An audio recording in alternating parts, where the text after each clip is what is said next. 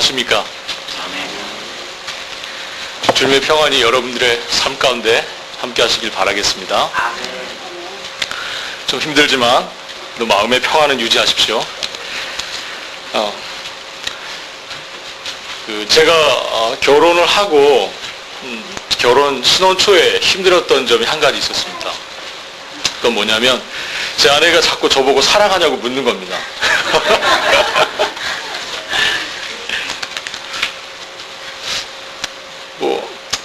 꼭 말을 해야 되나? 이렇게 이제 그런 식의 반응이었습니다. 저는 다 알잖아. 뭘 사랑한다고 꼭 얘기를 해야 돼. 저는 어려서부터 그런 식의 교육을 받고 자랐어요. 감정은 숨겨야 할 미덕이다. 감정을 다 표현하고 드러내는 것은 그렇게 썩 좋은 게 아니다. 그런 식의 교육을 전 받았던 것 같습니다. 사랑한다고 해서 사랑한다고 말하지 않고, 아프다고 해서 아프다고 티내지 않고, 괴롭다고 해서 힘들다고 이렇게 드러내지 않는, 그게 더 좋은 거다, 미덕이다. 그렇게 배웠던 것 같습니다. 그리고 우리 본문을 읽었지만 오늘 본문을 보니까 예수님께서 베드로에게 3번이나 너 날 사랑하냐? 이렇게 물으셨습니다. 한 번도 아니고 나를 사랑하냐는 질문을 주님께서 무려 3번이나 물으셨습니다. 베드로가 얼마나 괴로웠을까? 그냥 한 번 대답한 것으로 주님께서 만족하셔야 되는데, 주님, 제가 주님을 사랑하는 줄을 주님께서 아시지 않습니까? 그렇게 대답한 것으로서 주님께서 받아들이시고 그 사랑을 인정해 주시고 베드로의 사랑을 받아주셔야 되는데, 주님께서 왜 그러셨는지 계속해서 3번이나 베드로에게 나를 사랑하냐고 물으셨습니다. 그러나 오늘 본문을 통해서 주님은 사랑을 고백하고 또 사랑에 응답하는 그 관계를 통해서 얼마나 놀라운 일이 우리 가운데 이루어질 수 있는 것인가를 주님께서 오늘 본문을 통해서 말씀하십니다. 우리가 사랑한다고 고백할 때 힘든 상황 속에 있는 사람들이 그 어려운 상황을 털어내고 일어나서 삶의 새로운 희망을 갖고 용기를 갖고 일어서는 경우들을 우리가 많이 보게 됩니다. 병중에 있는 사람들, 그리고 고통 속에 있는 사람들, 삶의 많은 어려운 문제들 때문에 디프레스가 돼서 우울한 상태에 빠져 있고 어려운 상태에 있는 사람들, 인생에 많은 실패의 자리에 있다고 생각하는 이 사람들에게 우리가 사랑한다고 말함으로 인해서 그가 새로운 인생의 희망을 찾게 되는 그런 경험들을 우리가 많이 보게 됩니다. 오늘 본문 1절부터 사실 14절까지 말씀은 주님께서 부활하신 이후에 있었던 사건입니다. 예수님이 십자가에 못 박혀 죽으신 후에 제자들은 많은 시리에 빠져서 고향으로 돌아가게 됩니다. 많은 대부분의 제자들이 고향으로 돌아가는데, 베드로가 여러 친구들과 함께 동료 제자들과 함께 갈릴리로 돌아갔습니다. 들어가서 며칠을 독수공방하면서 서로 고민하고 앞으로 우리 인생을 우리는 어떻게 살아야 되지? 우리가 그렇게 믿고 따랐던 주님이 죽어버리시고 이제 우리가 그동안 했던 일에 대한 보람도 찾을 수 없는 상태에서 우리가 뭘 해야 될지를 모르는 그런 상황 속에 있습니다. 그때 베드로가 너는 뭐하냐? 고기나 잡으러 가자. 그랬던 것 같아요. 베드로가 먼저 나갔습니다. 그랬더니 많은 동료들이, 제자들이 따라서 고기를 잡으러 나갔습니다. 밤새도록 고기를 잡았는데 한 마리를 낚지 못했습니다. 지칠 대로 지치고 힘들 대로 힘들어지는 새벽 시간이 됐습니다. 해는 이제 점점 떠올라 가는데 고기 한 마리를 낚지 못하고 있었습니다. 그때 멀리서 소리가 들렸습니다. 주님의 음성이었습니다. 부활하신 주께서 그 새벽에 그 제자들을 찾아가신 것입니다. 주님은 해변가에 장작불을 피워놓고 떡을 굽고 계셨습니다. 그리고 제자들에게 명하여서 고기를 잡게 하고 그 잡아온 고기를 가지고 고기를 같이 구우면서 제자들의 그 아침에 새벽녘에 밤새 일한 그 제자들의 피곤한 육체를 위로하셨습니다. 떡과 고기를 나눠주면서 주님께서 위로하시는 과정 중에 주님께서 베드로에게 너 나를 사랑하냐고 이렇게 물으시는 그런 장면입니다. 주님께서 베드로를 바라보면서 이렇게 물으십니다. 내가 이 사람들보다 나를 더 사랑하느냐? 그런데 여기서 이 사람들이라고 번역된 사실 이 표현은 이것들하고도 번역이 가능한 단어입니다. 그래서 이 사람들보다 또는 이것들보다 이렇게 번역이 두 개 다 가능한 단어입니다. 그렇다면 이 사람들은 누구고 이것들은 무엇입니까? 그곳에 있었던 다른 제자들을 얘기하는 것인지, 아니면 비록 주님을 따라다니라고 제대로 돌보지 못했지만 최근에 와서 만나게 된 가족들을 얘기하는 것인지, 아니면 이 덩그러니 던져진 이 그물 그리고 배를 얘기하는 건지 모르겠습니다. 비록 냄새가 나고 비린내가 나고 별것 아닌 것처럼 하찮아 보이는 그물이지만 사실 이 그물은 이 제자들의 한평생 생계를 이어오게 했던 아주 중요한 것이었습니다. 이것보다 나를 더 사랑하느냐 하는 질문인지 모르겠습니다. 어쨌거나 주님은 이 사람들인지 이것들인지는 잘 모르지만 어쨌거나 그 모든 것들보다도 나를 더 사랑하냐라고 물으셨습니다. 주님 사랑에 있어서는 어느 누구 못지않게 자신감이 넘친 베드로였습니다. 그래서 베드로가 그 자신감이 여전히 있어서 그랬는지, 내가 이 모든 사람들보다 더 나를 사랑하는 이 주님의 질문에 대해서, 네, 그렇습니다. 제가 주님을 사랑하는 줄을 주님께서 아십니다. 이렇게 대답을 했습니다. 잠시 후에 주님이 또 같은 질문으로 베드로에게 물으셨습니다. 내가 나를 사랑하느냐? 주님, 그렇습니다. 내가 주님을 사랑하는 줄을 주님께서 아시지 않습니까? 잠시 후 또 질문이 이어집니다. 베드로가 두 번쯤 물어봤으면 이제 마음을 놨을지 몰라요. 주님이 이제 물어보지 않겠지.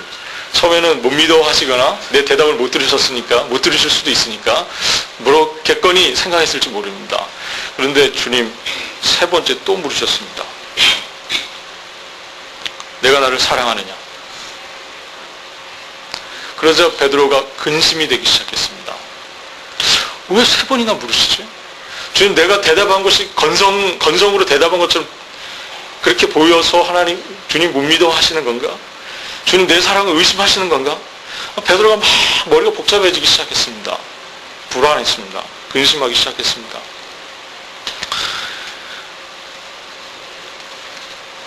왜 주님은 베드로의 사랑을 못 믿어 하신 겁니까?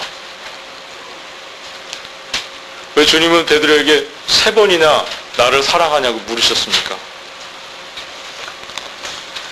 주님은 불과 며칠 전에요, 예수님과 이 제자들이 모여서 만찬을 했던 적이 있었습니다. 주님이 십자가에 달리시기 바로 전날, 금요일이죠. 목요일입니다. 죄송합니다. 바로 전날, 전날 물었습니다. 요한복음 13장에 보면 주님께서 내가 너희들에게 말하노니 너희 서로 사랑해라. 주님께서 이렇게 말씀하셨습니다. 서로 사랑해라. 새 계명을 너희에게 주노니 서로 사랑해라. 주님이 이렇게 말씀하셨습니다. 그런데 그 이야기를 듣자 베드로가 주님, 제가 다른 제자들도 다 사랑하고 무엇보다도 주님을 사랑합니다. 이렇게 대답을 했습니다. 제가 그러면서 요한복음 13장 30절에 보면 주님, 제가 주님을 위해서 목숨을 버리겠습니다 그랬습니다. 베드로의 사랑은, 주님에 대한 사랑은 그만큼 확신이 있었습니다. 제가 주님을 위해서라면 제가 목숨도 내놓을 수 있습니다. 그렇게 대답을 했었습니다. 그러나 막상 주님을 위해서 죽어야 할 순간에, 목숨을 내놓을 순간에 사실 베드로는 도망가 버리고 말았습니다. 그러한 과거가 있었던 베드로, 며칠 오래된 얘기가 아닙니다. 바로 얼마 전에 있었던 일입니다. 그런데 그 주님이, 부활하신 주님이 베드로 앞에 지금 서 계시고 베드로에게 너 나를 사랑하냐고 물으시는 중입니다. 베드로가 얼마나 마음이 괴로웠겠습니까? 그는 정말 실패자가 되고 말았습니다. 정말 부끄러운 자가 되었죠. 배신자가 되었습니다. 뿐만 아니라 그는 밤새 고기잡이로 지친 몸으로 주님 앞에 있었습니다. 더군다나 떡과 고기를 나눠주면서 주님께서 떡과 고기를 나눠주는 그 손을 보니까 못자국이 보였습니다.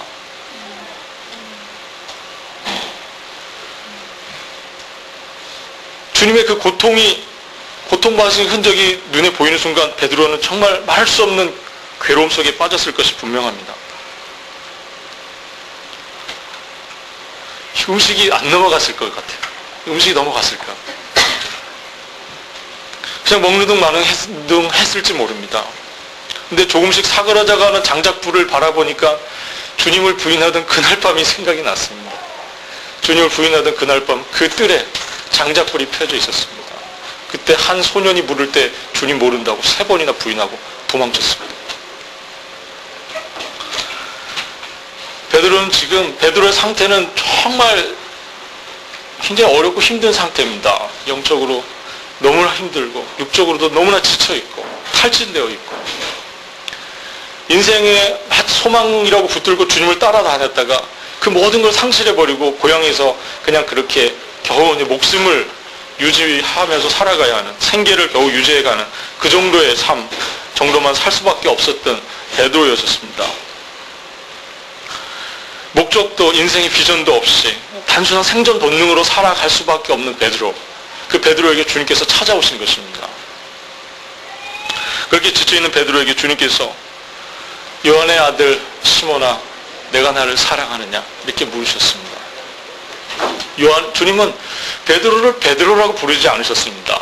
베드로는 사실 주님께서 베드로를 만난 이후에 베드로에게 주신 새 이름이었습니다. 베드로의 원래 이름은 시몬 베드로입니다. 시몬 베드로가 아니라, 죄송합니다. 제가 이렇게 시몬 베드로가 아니라 시몬입니다. 시몬. 예. 요한의 아들 시몬입니다. 그의 아버지가 요한이었고 요한의 아들 시몬이었죠. 그 시몬에게 주님이 왜 베드로라고 부르지 않으시고 계속 베드로라고 부르셨는데 왜 이 부활하신 이후에 베드로를 만난 이 순간에 주님께서는 시몬이라는 옛날 이름을 부르셨다고 생각하십니까? 왜 시몬이라고 부르셨을까요? 반석이라는 이름, 그 이름으로 부르지 아니하시고 주님은 베드로의 옛날 이름 시몬으로 그를 부르셨습니다. 분명히 주님의 그러한 베드로를 부르신 그 이름 호칭에는 어떤 의도가 숨어 있는 것 같습니다. 나를 모른다고 부인했던 나를 모른다고 했던 그것은 베드로 내가 아니라 너의 옛 자아일 거야. 너의 그 옛날 육신의 모습이 나를 모른다고 부인했을 거야. 베드로 너는 결코 나를 부인하지 않지. 그러나 너의 옛 자아, 너의 연약한 옛날 육체의 그 모습이 나를 모른다고 부인했을 거다. 주님의 이 질문은요, 베드로를 추궁하기 위해서, 베드로의 사랑을 의심해서 했던 질문이 아닙니다. 오히려 베드로를 너무나 사랑하시기 때문에 하셨던 질문들이었습니다. 여러분, 사랑하지 않은 사람이 다른 사람에게 사랑한다고 물을 수 있습니까? 제 아내가 저를 사랑하지 않는데 저에게 나를 사랑하냐고 물을 수 있습니까? 그럴 수 없습니다. 사랑하지 않는 사람은 나를 사랑하냐고 물을 수 없습니다. 사랑하는 사람만이 나를 사랑하냐고 물을 수 있는 겁니다. 베드로가 주님을 사랑하기 때문에 베드로 너가 나를 사랑하냐고 물을 수 있는 겁니다. 주님이 베드로를 사랑하지 않았다면, 주님이 베드로의 사랑을 의심했다면 주님 결코 베드로에게 너 나 사랑하냐고 물어보지 않으셨을 겁니다. 주님 베드로를 너무나 사랑하셨기 때문에 베드로에게 요한의 아들 시몬아 내가 나를 사랑하느냐 물으실 수 있으셨던 겁니다. 이 주님의 질문은 베드로에게 부담과 책망과 후회를 안겨준 것이 아니라 3번 반복된 이 주님의 이 질문은 베드로의 감정에 그 영혼의 강한 터치를 이루었습니다. 터치가 됐습니다. 주님 나를 사랑하시는구나. 주님 여전히 내가 이렇게 실패했지만 주님 여전히 나를 사랑하고 계시는구나.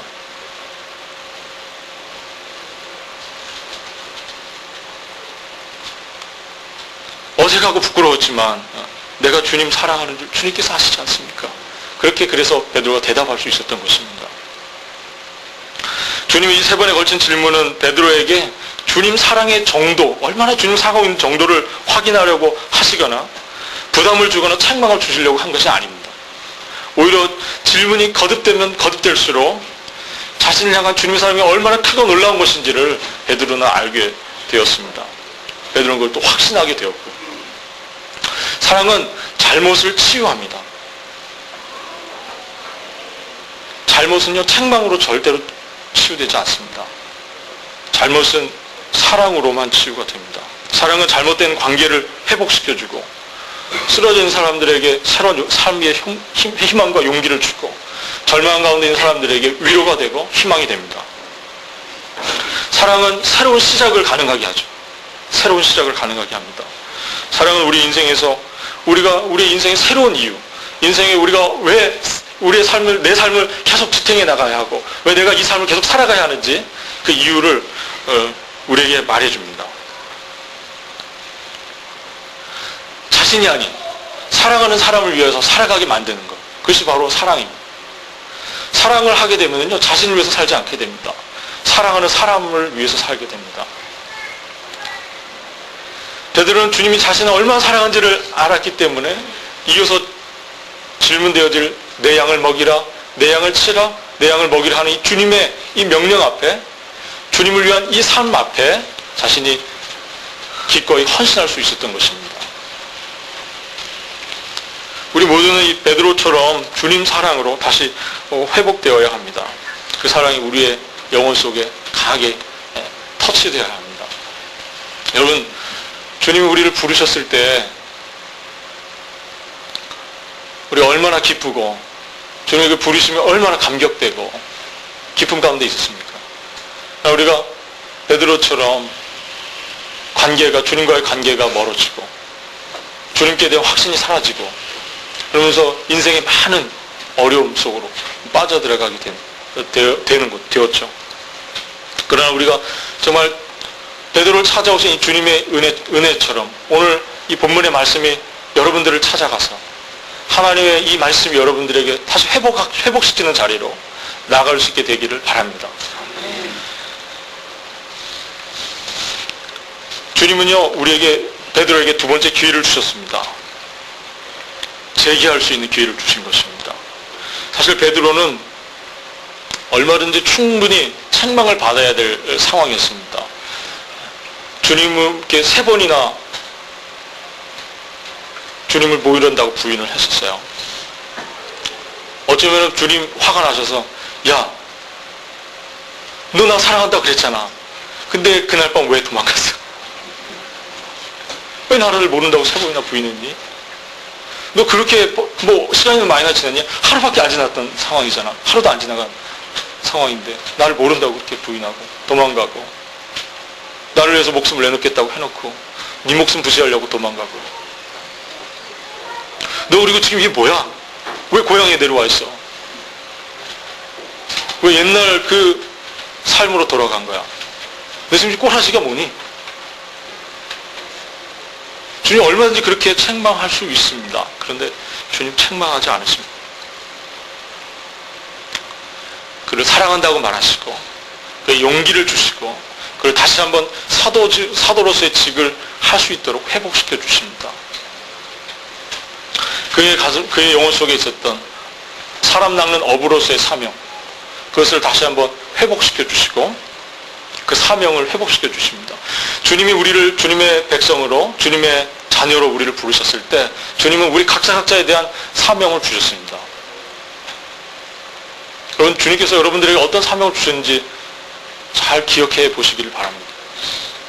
여러분의 심령 속에 각자에게 주셨던 하나님을 위한 삶, 주님의 영광을 위한 삶을 통해서 그것을 위해서 주님께서 우리에게 주신 사명이 있습니다. 주님은 베드로에게 내 양을 먹이라고 말씀하셨습니다. 내 양을 먹이라. 사실 양떼를 돌보는 일은 그렇게 쉬운 일이 아닙니다. 쉬운 일이 아닙니다. 굉장히 어렵고 힘든 일이죠. 이 양떼를 돌보는 일이 얼마나 힘든지 야곱은 낮에는 더위에, 밤에는 추위에 고생하면서 양떼를 지켰다고 야곱이 그렇게 고백을 했던 적이 있습니다. 그리고 다윗은 이렇게 고백을 했었습니다. 사자의 발톱과 곰의 이빨 속에서 양떼들을 지켰다고 그랬습니다. 양을 돌보는 일. 그것은 그렇게 쉬운 일이 아닙니다. 우리가 하나님과 우리와의 관계에 있어서 하나님은 우리의 목자가 되시고 우리는 주님의 양들이죠. 양떼들이죠. 특별히 양떼를 돌보는 이 목양, 이것은 굉장히 힘들고 어려운 일입니다. 영혼을 돌보는 일은 굉장히 힘든 일입니다. 그래서 그 일이 얼마나 힘든 일이 될 것인지를 18절과 19절에서 주님께서 말씀하셨습니다. 내가 주님을 사랑한 줄, 죄송합니다. 18절입니다. 내가 진실로 진실로 내게 이르노니 젊어서는 내가 스스로 띠띠우고 원하는 곳으로 다녔거니와 늙어서는 내 팔을 벌리리니 남이 내게 띠띠우고 내가 원치 아니하는 곳으로 데려가리라. 이 말씀을 하시면 베드로가 어떠한 죽음으로 하나님께 영광을 돌릴 것을 가리키심이로라 그랬습니다. 이제 앞으로의 너의 삶, 앞으로의 너의 삶은 내가 젊어서는 내가 원하는 대로 살았지만 이제부터 너의 삶은 내 원하는 대로 살 수 있는 삶이 아니라 그랬습니다. 그리고 너의 죽음은 너가 원하는 죽음이 되지 않을 거라고 주님께서 말씀하셨습니다. 사실 이 말씀을 제가 한 주간 묵상하면서 나는 어떻게 죽게 될까를 좀 생각해 봤습니다. 여러분 한번 죽음에 대해서 생각해 보신 경험이 있으십니까? 죽음이 피해갈 것 같죠? 나를. 그렇지 않습니다. 죽음은 절대로 여러분들 한 사람 한 사람을 피해가지 않습니다. 언젠가는 만나게 될 겁니다. 그 시간이 언제인지 알 수는 없지만 우리가 분명히 죽음을 만나게 될 것입니다. 기대하시길 바랍니다. 죽음아 오너라.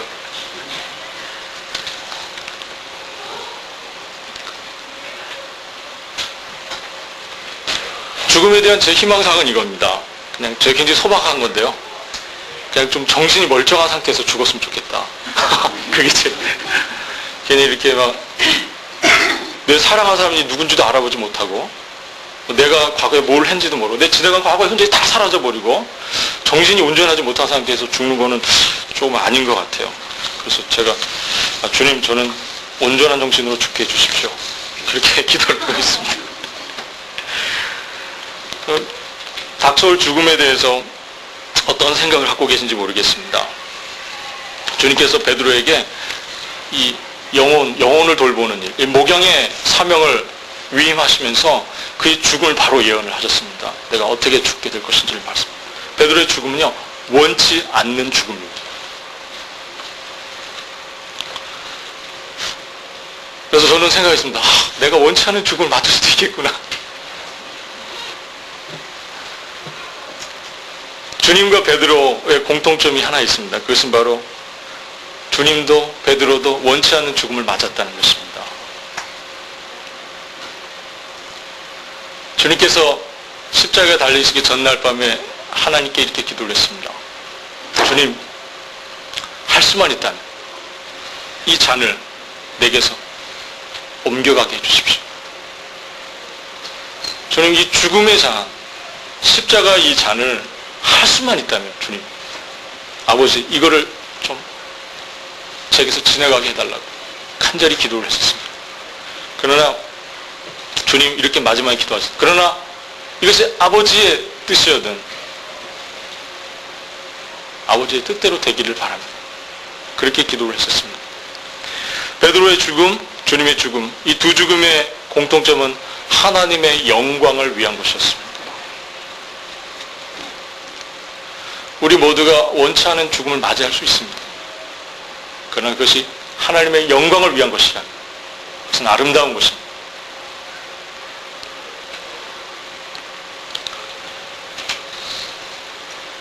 베드로도 예수님도 가고 싶지 않은 길이었지만 하나님 아버지께서 원하시는 길이었기 때문에 십자가를 지고 걸어간 것입니다. 어떻게 예수님은 베드로는 그 길을 갈 수 있었습니까?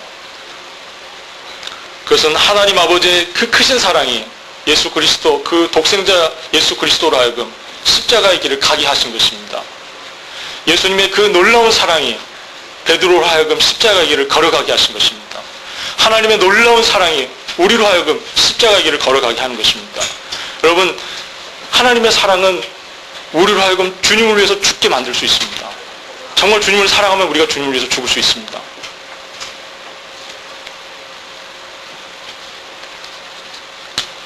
영혼을 돌보는 일은 이렇게 힘들고 어려운 일입니다. 그러나 베드로에게뿐만 아니라 주님은 우리 모두에게, 주님을 따르는 당신의 모든 자녀들에게, 주님을 따르는 주님의 모든 제자들에게 이 영혼을 돌보는 일을 위임하셨습니다. 이것은 제자들에게만, 사도들에게만 위임된 일이 아닙니다. 이것은 주님을 따라가는 모든 주님의 자녀들에게 요청되는 일입니다. 영혼을 돌보는 거 힘듭니다. 시간도 많이 들고요. 돈도 많이 듭니다. 자기 손해를 많이 감수해야 합니다. 많이 희생해야 하고 많이 헌신해야 합니다. 힘들고 어렵습니다. 영혼 돌보는 일 그렇게 쉽지 않습니다. 그러나 보람이 있습니다. 그 안에 하나님께서 놀라운 기쁨을 숨겨두셨습니다. 그것이 영혼을 돌보는 일입니다.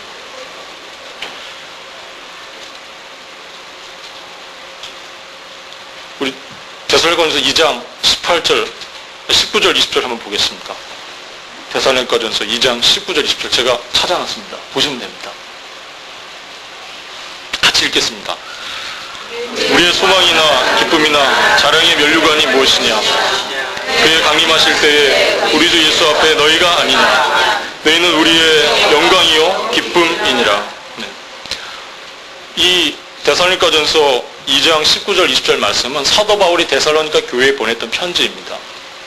편지 중의 내용인데 여기서 사도 바울의 소망, 기쁨, 자랑의 면류관이 무엇이냐 하면 바로 데살로니가 교회 교인들, 바로 너희들이라는 것입니다. 우리 영광의 주님께서 다시 오실 때, 강림하실 때 내가 주님 앞에 서게 될 터인데 그때 주님 앞에 내놓을 수 있는 나의 기쁨, 나의 자랑거리는 바로 너희들이라는 것입니다. 내가 수고하고 땀 흘리고 피를 흘리면서 목양하고 양육했던 사랑하는 여러분, 데살로니가 교인들 여러분들이 우리 주님 다시 오실 때 나의 주님 앞에 나의 자랑거리고, 여러분들이 나의 면류관이고, 여러분들이 나의 기쁨이고, 여러분들이 나의 영광이라는 것입니다. 여러분, 우리 주님 다시 오실 때, 우리가 주님께로 갈 때, 여러분 그 앞에서 여러분들 무엇을 자랑하시겠습니까? 무엇을 자랑하시겠습니까? 열심히 벌어서 장만한 큰 집을 자랑하시겠습니까? 그동안 타고 다녔던 좋은 차를 주님 좀 타보세요. 좋습니다. 그렇게 해주셨어요. 여러분, 주님 앞에 가져갈 수 있는 것 딱 하나 있습니다. 우리가 주님 앞에 주님의 이름으로 수고하고 헌신하고 돌봤던 영혼들이, 그거 자랑할 수 있습니다. 주님의 이름을 위해서 했던 거, 그거 자랑할 수 있는 거. 이 세상의 모든 것은 다 사라집니다. 다 지나가게 됩니다. 그러나 우리가 주님 앞에서 자랑하고 주님 앞에서 내 기쁨거리로, 내 자랑거리로 내놓을 수 있는 거, 그것은 주님의 이름으로 수고하고 헌신하고 돌봤던 영혼들입니다. 주님은 베드로를 부르실 때 사람 낚는 어부가 되게 하겠다고 말씀하셨습니다. 너는 사람 낚는 어부가 될 거야. 그래서 주님이 이제 너는 내 양을 돌보는 목자가 될 거야, 이렇게 말씀하셨습니다. 우리가 사람을 낚는 일, 전도하고 주님을 알지 못하는 사람들에게 찾아가고 하는 일도 중요하지만, 주님은 이제 부활하신 이후에 베드로에게 이 영혼들을 돌보는 일, 목양하는 일을 위임하시는 것입니다. 이 책임은 우리 모두에게 있다는 사실을 우리 기억하셔야 할 겁니다. 19절과 22절에 주님께서 이렇게 말씀하십니다. 마지막으로 베드로에게 하신 말씀입니다. 너는 나를 따르라. 주님이 베드로에게 마지막으로 하신 말씀입니다. 이 말씀은 근데 주님께서 베드로를 처음 만나셨을 때 하신 말씀입니다. 베드로야, 너는 나를 따르라. 근데 주님 이제 베드로와 마지막 만남 하시면서, 베드로야, 너는 역시 나를 따라와야 돼. 계속 나를 따라와.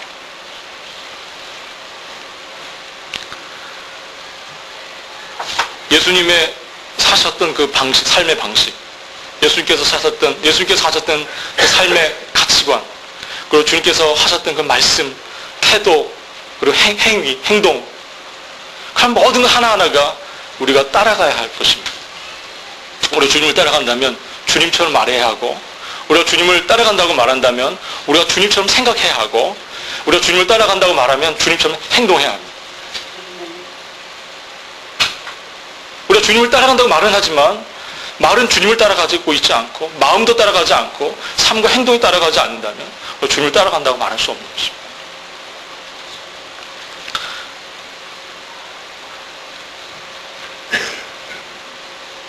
저희 이제 마지막으로 오늘 본 마지막 24절과 25절 한번 같이 여러분과 읽기를 원합니다.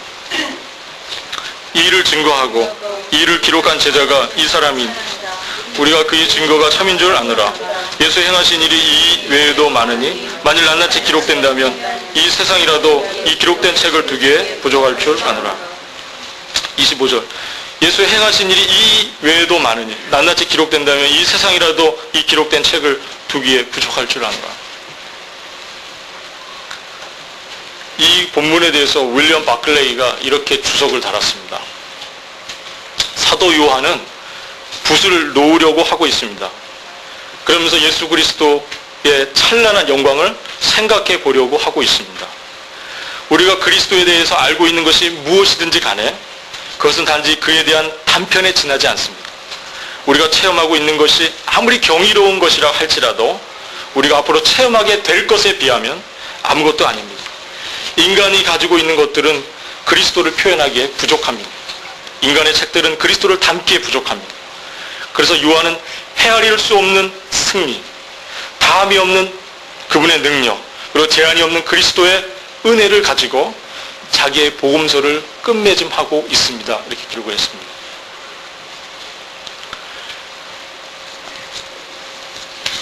주님께서 우리를 사랑하셔서 이 땅에 오셔서 하셨던 많은 그 놀라운 일들을 담기에 이 책이 부족하다는 것입니다.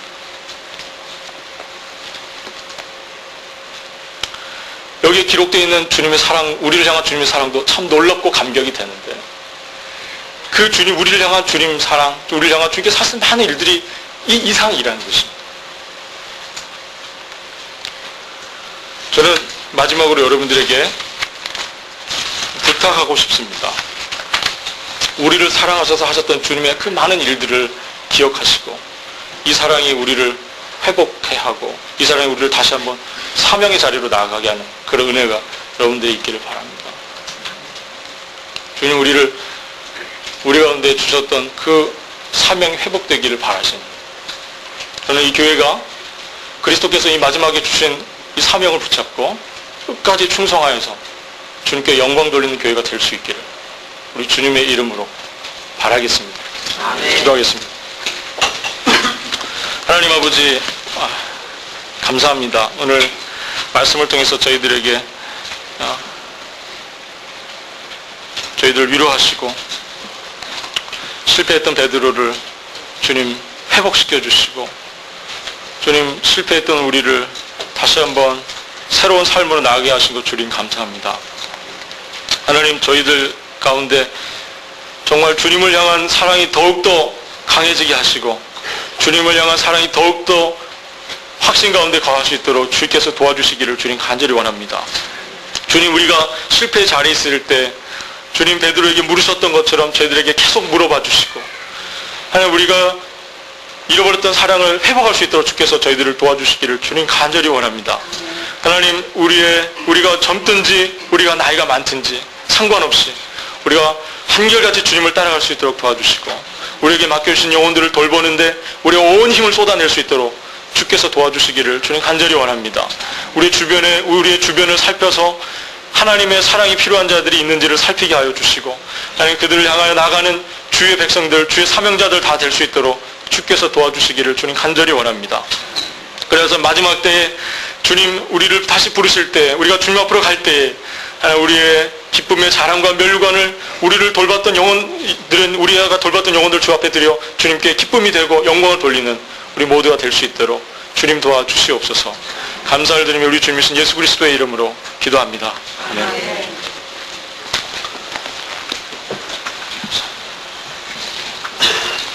일어서셔서 찬송가 511장 찬양 드리시면서 하나님 앞에 계속 예배드립니다. 찬송가 511장